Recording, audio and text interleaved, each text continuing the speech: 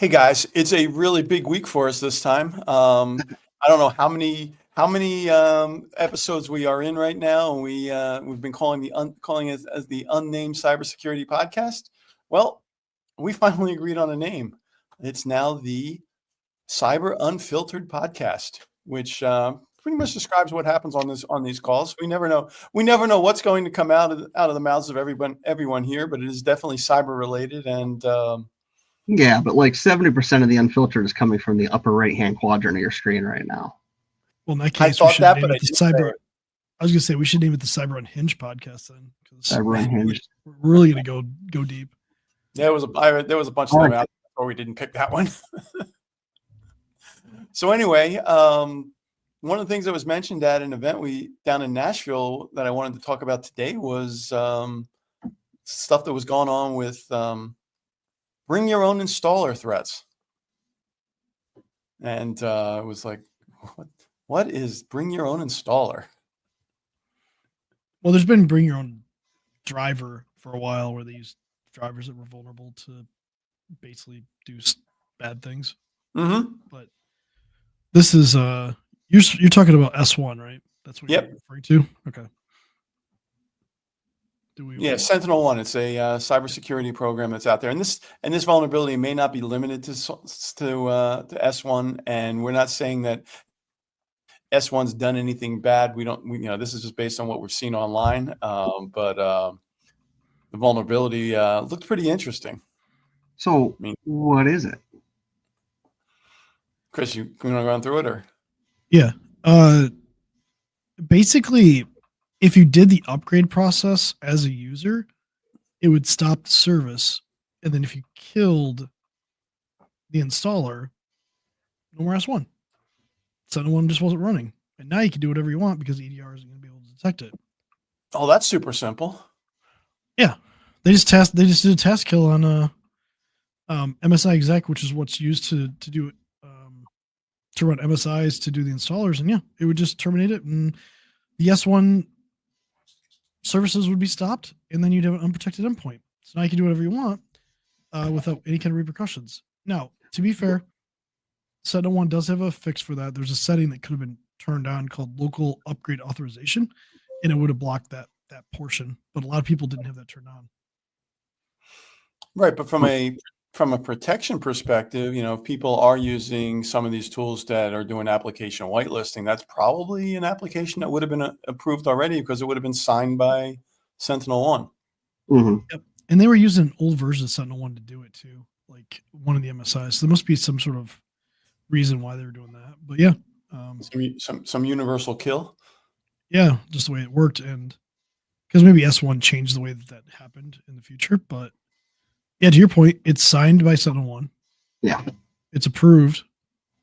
Nothing's going to stop that from running. And if you didn't have that local upgrade, downgrade authorization turned on, yeah, it just would kill the services, and then you're free to do whatever you want. Right. I think one key point, though, is that something has to be run, something that's already signed and accepted, like a Microsoft installer. Yep. So don't install Microsoft Office from an email link, things like that. I mean, there's still some, human protections here, but it is scary that you can run something that's trusted and just make your security go. Well, so let's talk through a scenario on this, because this is what you talk about is a good point.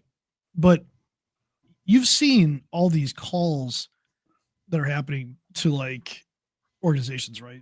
All these fake ones. Attackers. Yeah, they're calling. Scattered Spider took down M&S in the UK. Good example. They call their fake IT support calls. They might trick employees to installing like a legitimate IT tool, like remote access, which may or may not be blocked. And once they get on there, they can just run. They could download the S1 payload, run the installer, kill S1, and do whatever they want. And like Bob said, this doesn't mean that every other company is immune to this kind of attack. But yeah, you got to string some attacks together. But like, really, if you're super targeted on somebody, how many people are going to fall for this? Yeah. And the Sentinel one in this case, the Sentinel one's got a huge installed base, so the bad guys can definitely put that out there. And some of the things that we've talked about in the past is defense in depth. Mhm. We need to have other tools, and we can't have all our eggs in one basket. Even having Microsoft Defender doing and watching and monitoring will be another data source. Mhm. Layers. It's like the onion from Shrek. I was going there. Peeling layers. Yeah, maybe it's not an ogre, but Are we there yet? Are we there yet? Oh, sorry. I thought we were just going. How about now? Yeah. How about now? There's also been the bring your own driver, vulnerable driver technique too. That's been able to do some of this stuff and bypass that. So again, same principle. They bring a driver that's vulnerable. They can launch it, do its hack. Sometimes they can kill like your endpoint detection product. Bring your own installer and bring your own driver. Driver, yeah. And it's reality where we're at. Like everything can be bypassed at some point. Not everything's going to be detected. People will find a way. We used to always have a discussion with this. If I have physical access to the device, we're gonna get into it. But now it's not even physical access. So yeah, I mean, a couple of years ago, there's an Intel Ethernet driver that was used to bypass. Oh, I actually remember that. Intel. They're not fun times. Yeah. How many Intel? Most business PCs have Intel NICs.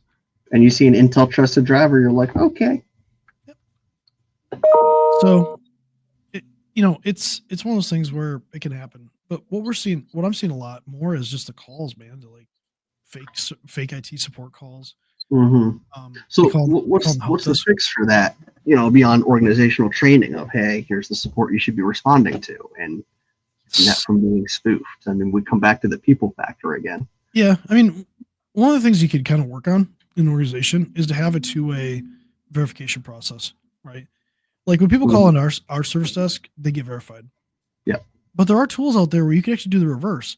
So you could say, you could give that to your customer and say, hey, if one of my people calls and somebody calls you and they're from X company, so Techie Gurus or whatever, you could do that. And then there would be a verification process that you would have to send them a code to verify that.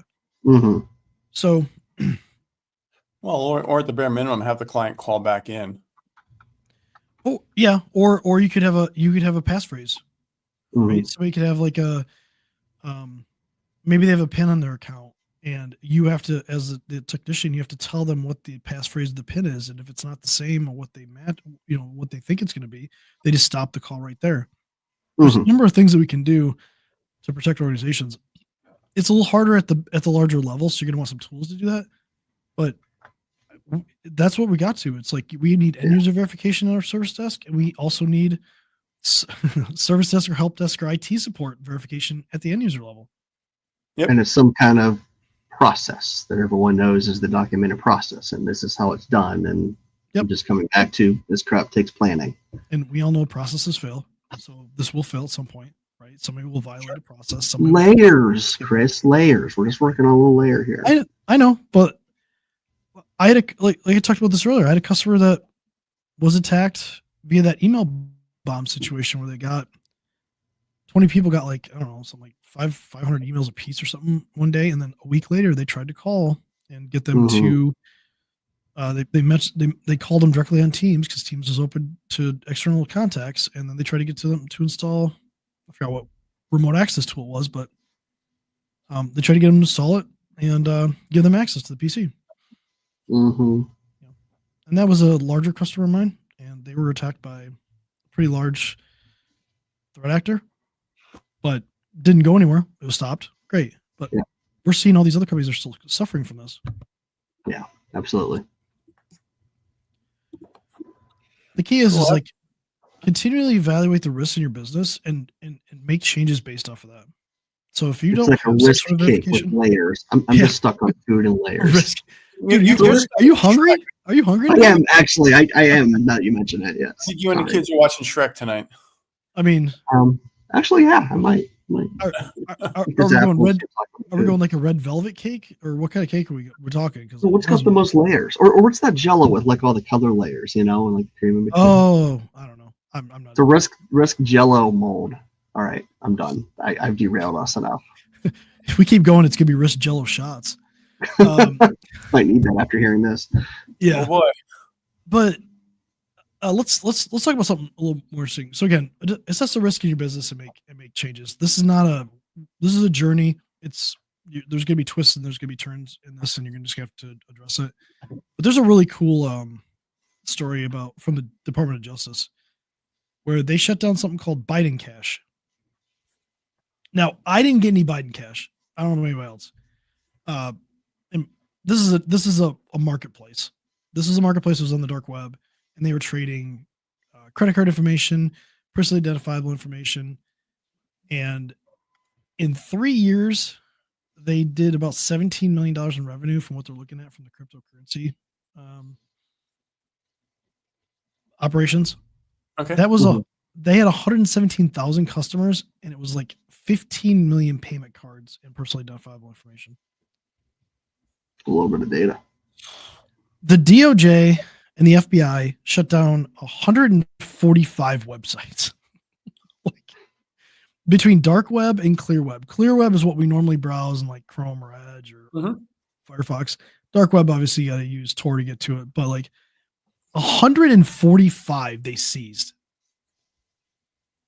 That's significant. The most I've seen after that was like some phishing one that was shut down. It was like thousands of websites.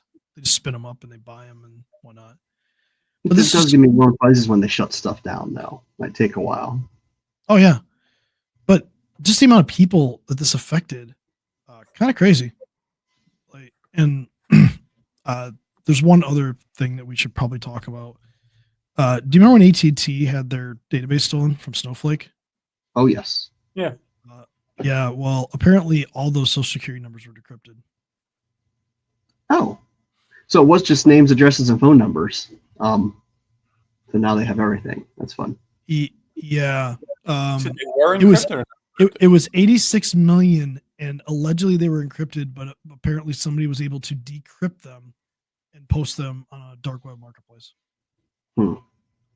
And of the 86 million records, there are 44 million social security numbers. So how well was it encrypted, or how much power did they throw at this? That's impressive. I don't know. Oh, no one knows. It's just hearsay, but yeah, I'm curious. Just kind of going through this, but that just came out in the last couple days. So if you're an AT&T customer, ever were an AT&T no, customer. Yeah. This is gonna be If you're an AT&T customer ever, you're gonna get a letter from AT&T. Yeah, and it was all because they were using Snowflake, and I forgot how they got their Snowflake hacked. But Snowflake is just it's like a big database, data warehousing on the internet. So it's a platform. That's because everything is safe in the cloud. Well, it is when you set it up properly. When you don't, I was going to say, if it's well managed, problems, right? Yeah. So they do. Yeah. So anyway, that's some of the news that we have. Not great news. Let's say happy news. Anybody have happy news? Even though I'm hungry, I've got a snack. Okay. Matt's got snacks. That's always a happy time. That does make me happy. I'll share something. We had a new customer situation, and we came in at the 11th hour, and they were trying to get a phone system installed with fiber and everything like that. And all this stuff was bought before we got there. There's been a struggle for a couple weeks. Finally, we were able to work it out with the phone company. They're out there today. They're installing the phones. Everything's good. They moved, but this was like super stressful for my team over the last couple weeks. Mm-hmm. Knocked out of the park. We got everything working. We got them. We finally got the phone company to work with us to get a solution for the customer. So it's a win for everybody. They're happy. Their employees were getting a little irritated. not by us, but just by how long it was taking. So Sure. but yeah, big win for my team. My team knocked out of the park and spent a lot of That's time out great. there. And made the customer feel good. And yeah, it's not necessarily cyber related, but Well, no, but it'll it's good come news. together at some point. Yeah. And I was able to go visit a friend on a plane and then get to deal with this. But funny story about that. I flew to Orlando. We'll end with this. I flew to Orlando on Friday. And let's My make it trip quick for the story. I wasn't on that plane. Yeah, Bob was on the plane. So Bob always has travel problems. I normally don't have travel problems. I boarded a plane at 7:50 in the morning from Detroit. I was just flying to Orlando to visit a friend who's having a rough go. I didn't get to Orlando until 1:30 because I look out the window and we're over the ocean. And I'm like, why are we over the ocean? 15 minutes later, the pilot comes on and says, hey, they had a storm in Orlando and they cut off flights. So we've been circling for like 15 minutes. He's like, we'll find out more in 15 more minutes. So we kept circling. And eventually they're like, you know what? We don't have enough fuel to do this anymore. We have to now go to Jacksonville to refuel. So we land in Jacksonville on the runway. Yeah. So we have to go to Jacksonville on the runway. And we sit out there. They bring up the refuel. They have to do all the new paperwork, new flight plan, all that stuff. And people are losing their mind. Kids are like screaming. Kids are like wanting to get off the plane. They wanted their Disney fix, right? And finally we take off. It's 26 minutes to Orlando. This one kid, we land and we get to the jetway. This kid looked like Barry Sanders hitting a hole running to the bathroom. I mean, just straight up the middle of the thing. I don't know how he got by all these people. The kid's gonna be a superstar. That's my story. Everything's safe. My flight back was uneventful. I had a good trip, but my friends in a better position, had a good time. But yeah, Friday. Cool. Anyway, till next week, gentlemen. Till next week. Signing off. Safe, guys.